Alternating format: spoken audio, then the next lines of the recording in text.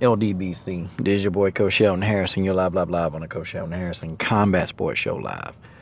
Okay, folks. I've been getting a lot of questions, and a lot of you guys are asking me to interview certain fighters.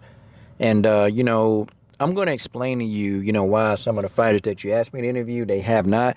And these, you guys are asking me to interview like a lot of lower tier fighters. I'm talking about these are fighters that some of them I hadn't even heard of. And I go do the research. I'm like, okay, well, this person will give me an interview. Yeah, no problem. That's what I was thinking maybe 8 months ago. But I understand how this interview thing, I understand how it works, okay? And, some of the lower tier fighters, when you asked me to do it, I did it. Like, I actually went, researched, got the manager information, called the manager, and I believe in doing everything in order.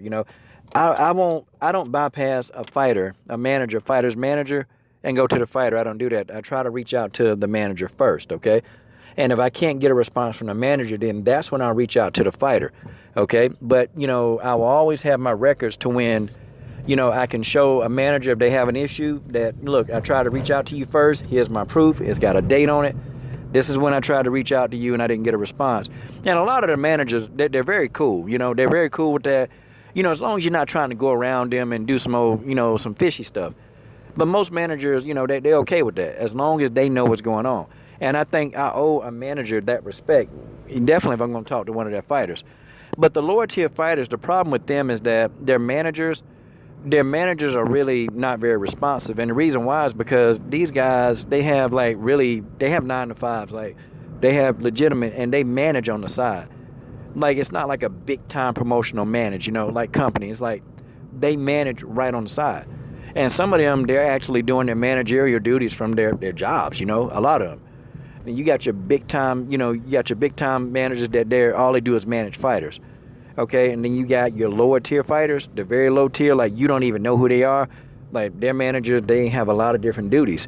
And so it's tough sometimes for those fighters, and sometimes the managers, they don't return the messages. And so there's a lot of work that go into getting these lower tier fighters to actually talk to you. To me anyway. Some people, they have an easier time. Like, they can get an interview just like that, and it doesn't matter. But, those are the guys that they're very politically correct. Okay, they're extremely politically correct. They don't have opinions. They report. And those are the people that are going to get the interviews first. And, guys, you have to understand, I choose to be politically incorrect. I choose to speak my mind, and I choose to say it the way I say it. So, me, I'm not going to get an interview most of the time. I'm just trying to tell y'all, that's just the way that is. Okay, and some fighters don't even know who I am. Some of them don't, and they'll interview with me anyway because they don't know. But the lower tier fighters, these are the fighters that I have the most problem with. And I'm going to tell you why is because these fighters, for some reason, they think that they're bigger than YouTube. And I start thinking, YouTube is like, this is a platform where a lot of fighters, even upper tier fighters, they interview on YouTube. And, I'm like, but I had a lower tier fighter, and guys, this is no joke. It took me a week to finally, try to tie down some type of interview. And it's like I went through the manager, and I give the manager 48 hours. I didn't hear from this manager. So I waited 48 hours, and then after that I reached out to the fighter. The fighter responded, you got to talk to my manager. And I said, I've already reached out to your manager, but no response. And so I reached out to the manager again, second time. Then, I get a response. Now, after I get the response, the manager goes, oh, well, you need to reach out to the fighter. So, I'm sitting here like, are you kidding me? Okay. So I reached back out to the fighter. And so she says, well, what platform is this, interview going to be on? I'm like, well, I'm thinking in my head, what platform do you think it's going to be on, But I didn't say that. I said, well, it's going to be on YouTube. And she said, oh, YouTube? Like, like YouTube is like, oh, okay, well, it's just YouTube. And she had that attitude like, hey, well, I'm bigger than YouTube. And I'm sitting there thinking in my head, nobody knows who the hell you are, But she said it like that. I'm like, yeah, it's YouTube. It's a YouTube platform, Now, I've got a small following, but, I can, definitely get a lot of those followers to follow you on Instagram and all these other networks, that they have. And so she was like, well, okay, how long is this interview going to take? And I said, usually it could be between 15 to 25 minutes, depending upon, because I want you to tell your story. And, but I'll make it as quick as possible. And a lot of the interviews, they really last a lot longer than that because the fighter, they want to just talk.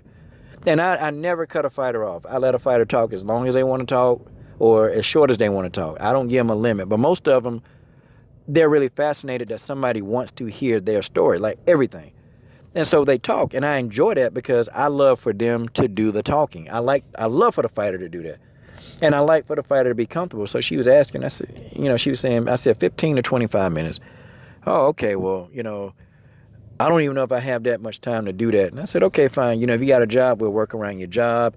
I said, even if you have only 5 minutes, then I'll just ask basic questions. And, but people, they get into your story. If you tell them your story, then see, people, they're going to be more compelled to actually follow you. That's why I have fighters tell their stories. So people can hear their story and where they came from and how they got into this. And then, see, then you're going to have fans for life. They're going to roll with you no matter what when they know your story. And I've already figured that out. But, this fighter kept saying, well, coach, and I'm apart for a minute, guys, so I can really concentrate on this. Well, coach, sounds good.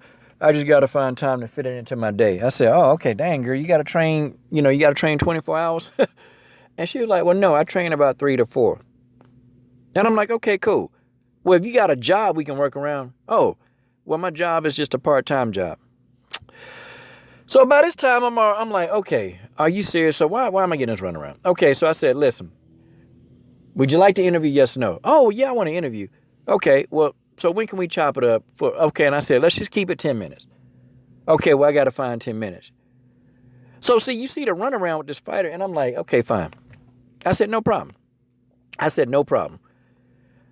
I said, when do you think that you will be prepared to just sit and talk to me for about 10 minutes? Well, I got to think about it. And so I asked her, I said, okay. I said, in the last week, how many people have asked to interview you? She said, nobody. I said, in the last 5 weeks, how many people have asked to interview you? She said, nobody. I said, what about in the last 4 months? She said, nobody. I said, 6 months? Nobody. I said, 12 months. She said, nobody. I said, what about the last 24 months? She said, nobody. I said, so you mean in over 2 years, or probably more than that, nobody has ever wanted to interview you? She said, nobody's ever really asked to interview me. I said, so are you trying to become well known? She said, yeah, that's my goal. I said, so that means people who want to interview you, they can probably help you on your quest to become well known. Oh, yeah, I agree. But I really got to think about it. No problem. I said, no problem. I said, that's kind of cool that you have to think about it. I said, no problem. So you don't have anybody else interviewing you? I said, let me ask you a question. I said, have you ever heard of this platform? I've never heard of this particular channel. No, I never. Because sometimes, they may have a bias and like, it's Coach Shelton Harrison. No. But these lower tier fighters, they kind of really, some of them know who I am, but some of them don't. A lot of the upper tier fighters, yeah, they do. They know. But some of these lower tier fighters, they don't know. And she was like, nah, I've never heard of you, coach. I've never, And I said, well, do you watch YouTube? Not very much, So it was kind of like, okay, so what's the deal? And she said she had to think about it. And she was saying it like, real snobby, like just the responses were very snobby. And so I said, I think I know what the problem here is. I said, I think you got your nose too far stuck up your ass. And I told this fighter this. And, she didn't like that very much. But see, that's the problem that, that Coach Shelton Harrison runs into. So if you're wondering why, the lower tier fighter that you've seen fight on the amateur circuit that, I'm trying to interview, and it's like the interview don't go through, well, now you know why. I'm just saying, now you know why. Because some of these lower tier fighters, they really do believe that they're bigger than what they really are. Like, this fighter thought she was bigger than YouTube. And I'm being completely honest with y'all. I'm not sugarcoating this. This fighter legitimately thought like she frowned at the YouTube. And I know that some of the guys that all they do is interviews, some of these guys, they also have a hard time getting some of these fighters to interview. Some of them don't. And so some of you saying, well, this guy's only got 200 subscribers, but he got the fighter interview, because that's all they do. And sometimes, these guys, they don't have opinions. They just interview. So they're going to get the interviews before me. And this is something that I understand. It's like, I'm politically incorrect. I speak my mind and I'm going to say what I got to say. That's just it. If I do this any other way, if I be politically correct and try to sugarcoat things, then that's not my identity. So me personally, in my opinion, I'm not going to get the interview, say that somebody else will. It's just not going to happen. Okay. I'm very politically, correct. That's just how it is. And a lot of times, everybody that y'all have asked me to reach out, I reached out. And some of them, yes, some of them no. That's just how it is, But, and two, I'm not about to kiss no fighter behind. I don't do that either. I ask them, and if they say no, they just say no, And I do my best not to insult anybody, but that's the only fighter that I've actually insulted because what she was telling me was very asinine, Like, you haven't had anybody ever really want to interview you. Somebody wants to help you build your platform or help you build your brand. And it's like, you don't want somebody to help you do that. Not asking, all you got to do is give up 10, maybe 15 to 25 minutes of your time, of your life. And you can at least get, even a following of 100 to 200 more followers. If that, because I know all my followers aren't going to follow that fighter, but some of them will. And that's better than zero. Because when I looked at this fighter's, Twitter and Instagram, I'm like, oh, well, God, you only got like 100 Twitter followers. You got like 100 Instagram followers and you got like 200 Facebook followers. Come on. Like, why would you not do the interview? And you're thinking in your head, okay, they should do the interview. But a lot of them, they really lack critical thinking skills. Because if anybody who's going to promote their fights, it's me. If anybody who's going to find these dead organizations and do a post-fight analysis video, it's me. I'm going to do it. But, so I hope that answered your question. Sorry, that it took me so long to get back to this question. But this is your boy, Coach Shelton Harris. I'm done. What are you guys waiting on? Subscribe to the best women's MMA platform on YouTube. And also, too, you got, other people, and I've kind of said this before, that they legitimately tell fighters, they don't interview that guy. But, I'm a safe interviewer. I'm safe because I ain't trying to trick them. I ain't trying to make them, feel bad and put them in. One thing that people hate, anybody, a fighter or not, don't nobody want to be in, you try to trap them into a question that they don't want to answer, man. That's not fair to the person that you interviewing. It's not fair to them to do that. Just be straightforward with these people and ask them, like, questions, man. Not trying to make them look bad and, make them a coward. Because, a lot of times, too, fighters, their marketability is them not being afraid to take a fight. And when you trap somebody and make them think that, they scared to take this fight, well, you ruin their marketability. Why? Why you want to do that? See, I don't understand why some reporters do that, man, to try to hurt these fighters. But anyway, this is your boy, Coach Shelton Harris. I'm done. What are you guys waiting on? Subscribe to the best women's MMA platform on YouTube.